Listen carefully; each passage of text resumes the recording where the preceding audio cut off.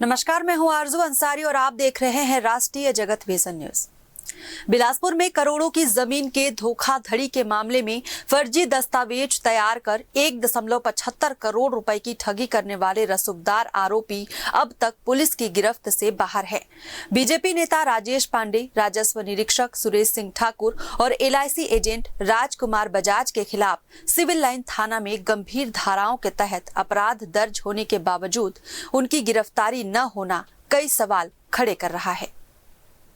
जांच के दौरान पुलिस ने विकास माझी को गिरफ्तार किया है, जो इस ठगी गिरोह का हिस्सा था।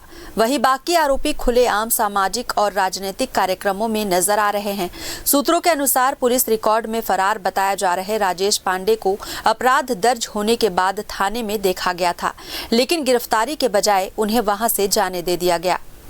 इस मामले में सबसे चौंकाने वाली बात यह रही कि सभी आरोपियों की अग्रिम जमानत याचिका हाई कोर्ट से खारिज हो चुकी है, फिर भी पुलिस उनकी तस्वीर तक सार्वजनिक नहीं कर पाई है, जिससे उनकी गिरफ्तारी में और देरी हो रही है।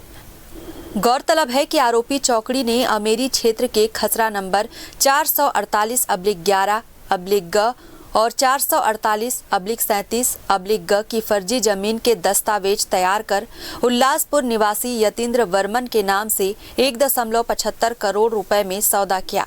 बाद में पता चला कि जमीन ही मौजूद नहीं थी। इस जालसाजी में राजस्व निरीक्षक की भूमिका अहम मानी जा रही है, जिसने रजिस्ट्री प्रक्रिया में मदद की।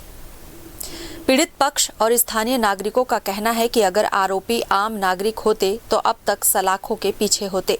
पुलिस कप्तान रजनेश सिंह ने फरार आरोपियों की जल्द गिरफ्तारी के निर्देश दिए हैं, लेकिन सिविल लाइन पुलिस की निष्क्रियता जनता में रोष का कारण बनती जा रही है।